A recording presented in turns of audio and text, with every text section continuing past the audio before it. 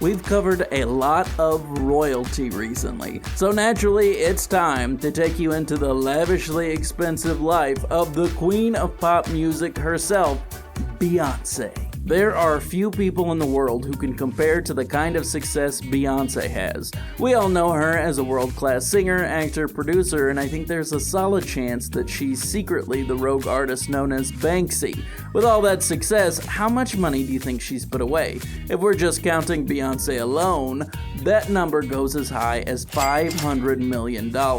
As impressive as that would be for pretty much anyone else on the planet, for Beyonce, that's surprisingly low. There is more money we need to count though. You see, she picked up a husband who also earns stacks on stacks on stacks on stacks. His career in the music industry has earned him more money than Eminem, Snoop Dogg, or Drake. That total comes up to $1.3 billion.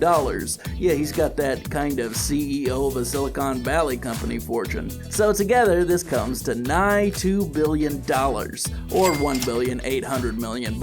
What, they couldn't have made one more groundbreaking album each to get up to $2 billion? They are so lazy. As far as homes that the Knowles family have, what do they own? A castle that flies through the air? While their homes are impressive, they're definitely not flying castle impressive. Not yet, anyway.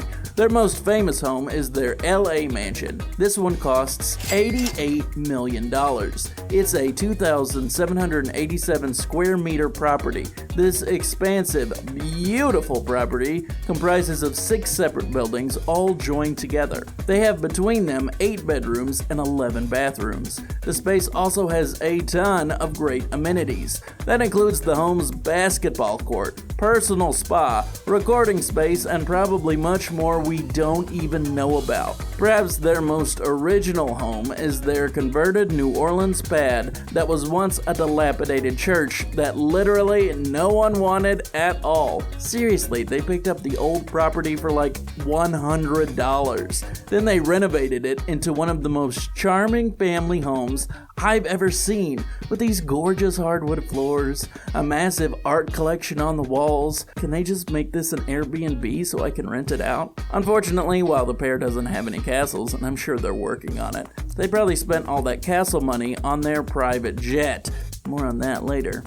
So what kind of cars does Beyonce cruise around in? I can't imagine one cool enough to fit her unless it was like a custom Bugatti that also flies and cleans the air as it drives. They've got cars like their $113,000 Porsche 911 Carrera Cabriolet, their $455,000 Mercedes-Benz McLaren SLR, their $670,000 Pagani Zonda F, and their 1957 C1 Corvette, which is technically worth $100,000, but to a lot of classic car lovers out there, this model is truly priceless. By all accounts, there's one car that's rumored to be their absolute favorite. That would be the couple's red Ferrari F430 Spider. It's a great car, don't get me wrong, one worth $220,000.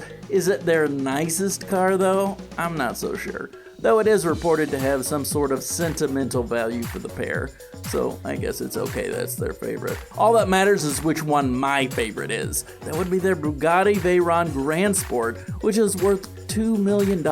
It's one of the nicest cars on the road today, and definitely a major highlight of their collection. But does it really seem like Jay-Z and Beyonce as a couple? No, I'd say the car that really seems perfect for this couple would be their Maybach Excelero. This car is the perfect blend of old school Hollywood style and modern beauty. What could sound like the king and queen of modern pop more than that? Oh, and it's their most expensive ride, one that runs $8 million. Sorry, Bugatti, you just don't win this one. When you think about Beyonce and cars, your mind automatically rolls back to her and Lady Gaga cruising around in the car from Kill Bill for the Telephone music video. No? Is that just me? Unfortunately, none of them actually own that car, or one even like it. Even Quentin Tarantino, who used to drive it as his personal car, said he had to stop because too many people recognized it. So this car that was made iconic twice over is probably just collecting dust in Tarantino's garage next to the suitcase from Pulp Fiction and Django's cowboy hat. What a shame. What's really cool about this car collection when it comes to Beyonce and Jay-Z is that they actually drive the cars. People who are as rich as the two of them are often just have drivers who take them anywhere they want to go. These services often cost tens of thousands of dollars a year. While they do occasionally use drivers for more official functions, the Knowles family, though, has been pictured many times cruising in traffic and all around LA in their fancy vehicles. By all accounts, they seem to be pretty normal drivers, though that's not always a good thing. Listen to this, Beyonce actually has a bit of a driving record. Not Amanda Bynes bad, but still worth noting. Beyonce has been pulled over for texting while driving and even received a ticket. All I want to know is, what was that text she got pulled over for? Take a second to picture just how ridiculous it would be if Beyonce and Jay-Z flew like the rest of us. Can you even picture the two of them standing in line at security, taking their shoes off and putting them in those little bins, going through the metal detectors? Absolutely not. When you're that kind of big deal, even first class is slumming it big time. That's why when it comes time for the pair to fly around the world, they do so in a private plane fit for American musical royalty of their unique stature. When the Knowles family wants to fly around the world, they cruise around in a luxury Bombardier Challenger 850. It's a plush, elegant ride that is as classy and effortlessly radiant as Beyonce herself. In order to fly around as well as the Knowles family does, you have to drop $40 million. Though for someone like her, that $40 million is probably still saving her money. There's no telling how much she flies.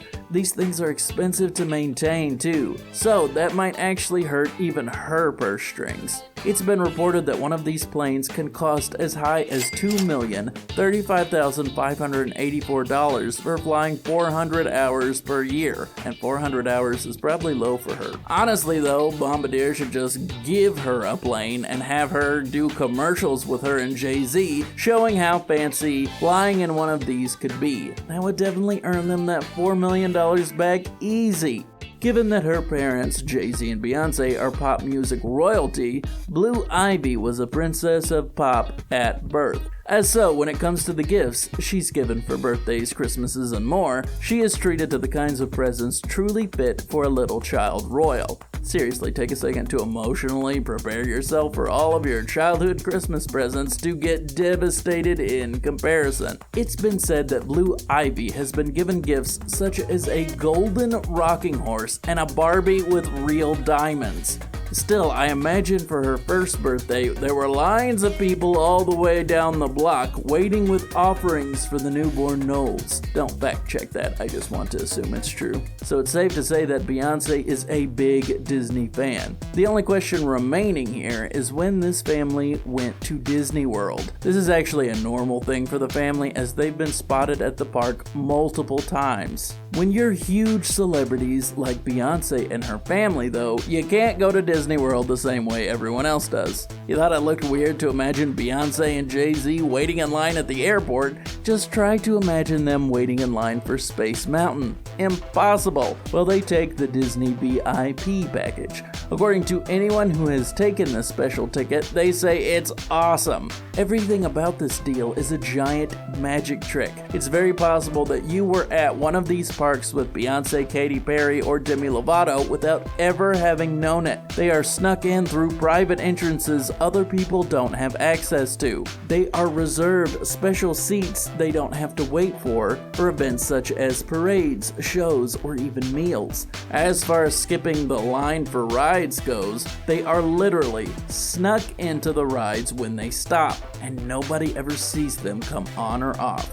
They're even allowed to bring in their own bodyguards. I know this isn't likely how they do it, but I really hope that Beyonce and her family have been guarded by a jacked up former MMA fighter bodyguard who crammed himself into a Goofy costume.